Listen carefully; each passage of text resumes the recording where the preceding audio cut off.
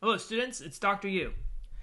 Now that you've learned how or whether to plan a meeting and how to go about planning that, the second part that you need now is the agenda.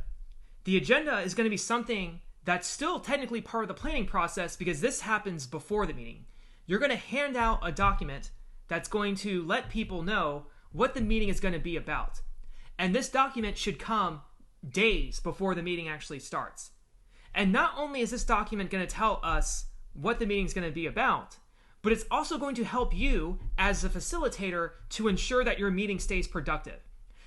A meeting without an agenda is like, oh God, okay? Like if I have to attend a meeting and there's no agenda, I'm like, that kind of stuff. Because the agenda keeps everyone disciplined, it keeps you on time, it helps me get ready for the meeting. And there's just so many reasons why you want to have an agenda. And if you're taking my professional comm class, it's required that when you do your meeting that you have an agenda given before the event, not after the event. Okay, so how do you do an agenda? Might be the first question that you might wonder. So here's what we're going to talk about. Here's the agenda for today, for this lecture.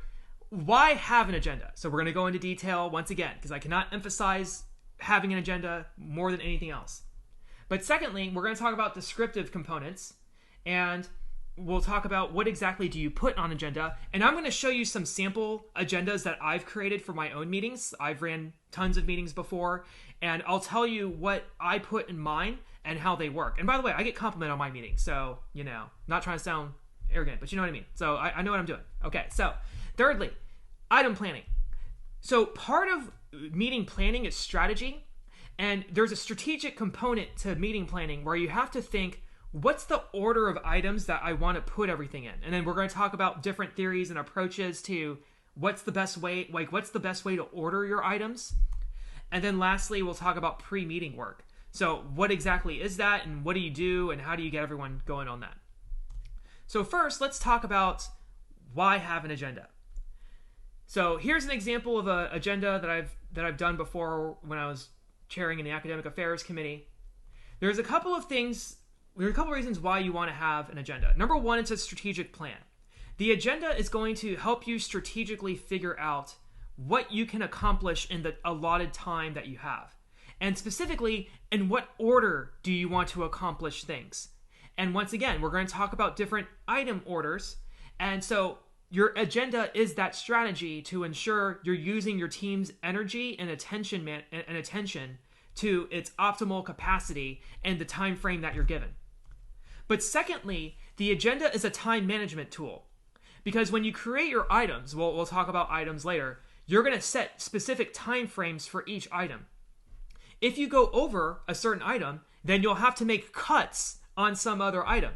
But you can also use it as a way to keep people focused and disciplined.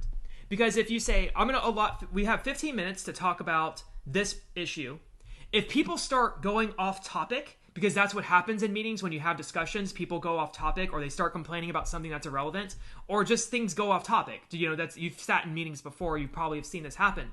The agenda is a focus tool where you can say, okay, let's bring it back to the agenda. Remember, we have 15 minutes to talk about this. So in these last 5 minutes, let's go back to talking about this. This was related to blah, blah, blah. Okay, cool. So you've refocused everyone using the agenda as sort of the tool that everyone can look at, that common visual display that everyone can refer back to, and they say, okay, yeah, it says on the agenda, blah, blah, okay, yeah, so let's get back to that, okay? So you want to have this. But then fourthly, the agenda is a record-keeping aid. And what I mean is, when you are in your meeting, when the meeting is going on, somebody should be taking notes as to what happens in each segment of the meeting. So if your first item is introductions, probably won't be a lot to write there. But if your second item is previous committee business, if somebody brings up something from the previous meeting that they want to talk about, somebody should be writing that down. Like Mark raised his hand and talked about this previous item. And then when you're talking about academic freedom, like Joe said this, and this, and Lacey said that, and that. Okay, because you want to take notes, because at the end of the meeting, and after the meeting is over, you're going to hand out minutes, and minutes are going to be the record of what happened in the meeting that anybody can see and understand.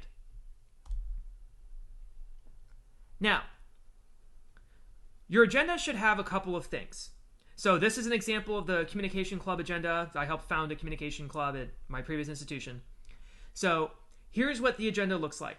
Number one, you're going to have of course, the title of the agenda, what club and what organization. Because, if you're in an organization that has a lot of meetings and if you're part of several committees, like you might have a lot of these. So always have a title at the top. Okay, so that's number one. But then you're going to have the date. So this is going to be the date of the meeting. Now the time. Notice I just didn't put time 5 o'clock because I don't know if I'm getting this agenda. I don't know how much time I should allot for the meeting.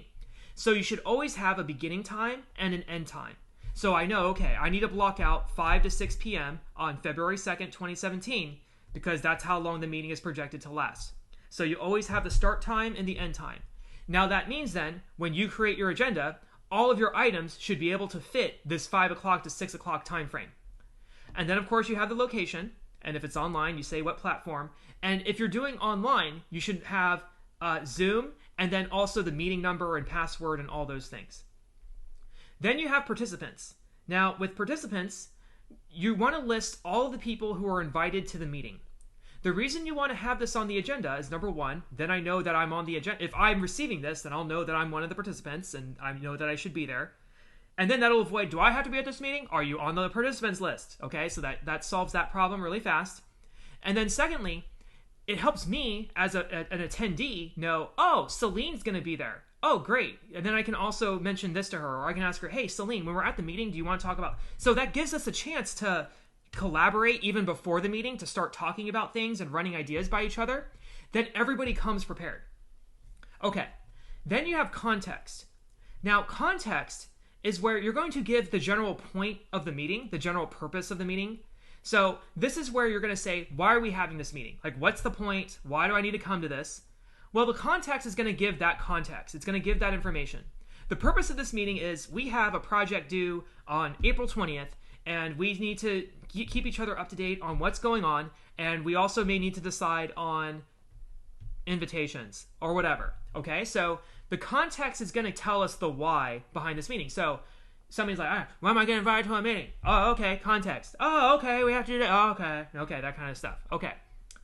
Now, there's this other part, and it can appear in two different places on the agenda. I've seen it put in two different places. So I put it at the beginning or the top of the agenda first, but it can go at the end of the agenda too. But you're going to have something called pre-meeting work. And I'm going to talk about it later in the slide deck. Just hold on for that for now.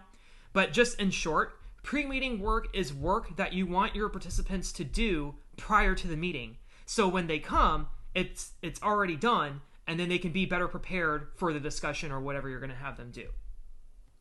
So that's descriptive components. Then in the middle of the agenda, you're going to have the agenda items. So these are going to be the specific topics that you're going to cover in the meeting. Now notice a couple things. First off, the meeting starts at 5. So from 5 to 5:15, we're going to do our introductions. Now, you'll notice that there's time segments for every item. So 5:15 to 5:30, we're going to talk about club goals and mission. 5:30 to 5:40, we're going to talk about the starting a club overview. Everything is itemized down to the minute, how long I want to spend on each item. Now, you also notice that there's this thing called plan and goal. Plan is essentially, here's what I plan to do during this time. I plan to introduce everyone. Or for club goals and missions, I want to discuss. So your plan is usually going to be a verb of some kind. We're going to discuss what we want this club to achieve this semester. We're going to discuss the steps to officially become a club at CI. So you have a plan for each segment. So people know when we get to this segment, here is the plan. I'm not making it up as I go along. I'm not just, shooting from the hip, blah, blah, blah. Here is the plan. And then you have a goal. The goal is your desired deliverable for each item. So in introductions, it's icebreaker. So it's going to be more of an intangible goal, like learn about each other and what brings us all together. Yeah, it's going to be more intangible because it's introductions. But goal, club goals and mission. We want to have a general vision and mission statement that we can plan all our actions around. So from 5:15 to 5:30, we're going to decide what we want this club to achieve, and we're going to write it down so we can start planning our actions around it. So our goal is the deliverable. For each item, you want to have a deliverable. Now you might notice in this one, there's also context. If you feel like for people when they're looking at the agenda, because you're going to assume people are going to look at the agenda, regardless if they actually do or not, and if they don't, it's their fault. The context is going to give any background information for an item that may not be self-evident when somebody looks at it. So sometimes you may want to have context just as a way to let your attendees know the purpose of an item. And then you still, once again, have a plan. We're going to discuss this, and then a goal. We're going to have a written timeline. So we're going to have a deliverable of a timeline. So we have 3 deliverables on this meeting so far. We're going to learn about each other. We're going to have a written general vision, mission, and statement. And we're going to have a written timeline for what we can achieve this semester. So when we leave that meeting, what was the point of this meeting? Well, we have 3 things. We have what we learned about each other. We have a vision, mission, and we have a timeline. Boom. That was productive. Yeah, it was. Yeah, great. Thank you. All right. Now, when you're ordering items, there's different approaches to item ordering. And so this is where meetings become strategic and all that, and you have to decide what you think is going to work best in your scenario. The first thing, though, before you order items is you should always call for items, too, when you announce the meeting. So when you announce the meeting, you can have a pre-announcement where you say, we're going to have a save the date for Friday, February 2nd, 2020, 7 o'clock to 9 o'clock. Agenda coming soon. If you have any items, please let me know by this date. So let people have an opportunity, if they have some items that they want to bring up in the meeting, if it's that kind of meeting, let people suggest items, and then you'll work that into your agenda accordingly. But then, when you actually order the items, you have different options. So, like one textbook, the Adler Professional Comm textbook, says you should do it on a difficulty bell curve. So this is what a bell curve looks like. You can see because it looks like a bell. The difficulty bell curve would say, you start with the easy tasks. So the easy tasks are here. Let me bust out a pin here. So you have easy tasks here. And then you go slowly, higher to more difficult tasks. And then you do your most difficult tasks in the middle. And then you slowly go down to easier tasks towards the end of the meeting. So these would be easy tasks. And then this would be the difficult task. Okay? That's the difficulty bell curve. The logic behind it is that if you start with easy tasks, that helps build momentum and it gets people talking and all those things. And then by the time you get to the difficult item, people are warmed up and like they've built momentum, and then they'll take on the difficult item. And then after you do the difficult item, then you can like end on a good note and everybody leaves happy, because we did easy items. So that's possible. I mean, there's advantages and disadvantages to doing that, But there's another option, and I call it stake ordering. Instead of going easy, hard, easy, and so this is often how I do it. I do it by high stakes and low stakes. What are the highest stakes decisions that you have to make? So these are decisions that have the greatest implications on the company or the greatest implications for the group. And I put those first because it kind of goes back to the Jeff Bezos thing about like leaving things for the morning, where you want to do your most difficult tasks when you're the most fresh and when you're the most rested and you're at your highest engagement peak. Because the thing with meetings is people's attention spans wane after a while and they get tired. So when people first come, it's a new meeting, it's a new moment, it's a new opportunity. And if you start slow, they might get bored and they might check out. So I would rather, if I have high stakes stuff, put the high stakes stuff at the beginning, get their attention, get them while they're most rested, and then do the easy tasks at the end when it doesn't require as much brain power and it doesn't require as much attention, and then do it that way. So 2 very different approaches to ordering items, but it's based on stakes, not necessarily difficulty. But knowing these 2 approaches can help you decide what you think would be better for your meeting. But at least be aware that how you order the items absolutely matters. And then you also have to think, if you have a lot of items, you might have the most important items first, also because if you run out of time, the lower stakes items, if they don't make it into the meeting, let's just say like you planned an hour and you hoped to have had 10 minutes to talk about what's going to be for lunch next week or whatever. And let's just say you run over time, and let's just say like you don't run over time, but like let's say you only end up having 2 minutes left and it's just not enough time. Well, that's okay. If you don't have time to talk about it, it was low stakes anyway. It was just what are we going to have for lunch next week? Not a big deal. But if you leave the high stakes stuff at the end, if you misallocate time or if something runs longer, if an item runs longer than you had expected, then now you can't talk about the high stakes thing or the thing that you really wanted to talk about. So it's just different approaches to it, but overall, consider both. Now, the last part of an agenda should have the pre-meeting work. So pre-meeting work is essentially homework that you expect your participants to do before they show up to the meeting.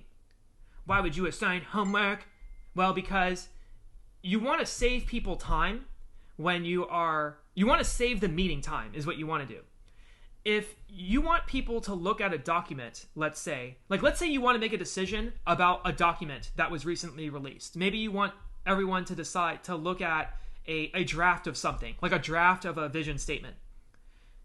If you show it, if you ask them to read it at the meeting, that doesn't give them a lot of time to sit down and really think about it. It's just they read it and you're asking for their opinion, like with only 2 seconds of preparation. But if you give them the document 2 days in advance, 3 days in advance, that gives them a lot of time to sit and read it and to think about it and to write down their ideas and to critique it. If you even tell people, start brainstorming a solution to getting more people to attend your event, let's say. If you give people 3 days to think about it, you'll probably have some great ideas when they show up. Versus if you ask them, we need new ideas for people to get an event right now. Quick, come up with ideas. Like, they didn't have a lot of time to think about it. So you're not going to get the best ideas right away. So when you do pre-meeting work, of course, you should be handing out your agenda. You should be handing out all of your pre-meeting stuff days in advance, at least 48 hours advance notice. And you want to give people time to do their homework before the meeting so they come prepared. And then secondly, you have concrete versus abstract pre-meeting work. So concrete pre-meeting work might be register for this event or fill out this form and bring it with you to the meeting on this date. Or it can be very abstract. Start thinking of possible ideas to increase attendance at events, or start thinking about what you might want to see this company do 10 years from now for long-term planning meeting, whatever. Okay, so concrete versus abstract pre-meeting work. And then when you send out the meeting notification to invite people, make sure you attach all the key documents and files with the agenda. I don't recommend making people go and search for the items. So even if like the document you want them to read is like posted on some message board or something, or some internal server or something, unless it's for security reasons, I would just attach it to the email. That saves people that time of having to go and look for the documents, and then they'll be more likely to actually do the pre-meeting work, because otherwise you end up with, well, I couldn't find the document, or I didn't have time to go get it, that kind of stuff. So you kind of do that work for them, and then they'll make sure that they'll get it done. And then there are no excuses, at least, if they don't do it.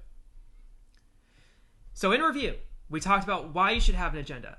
What are the descriptive components?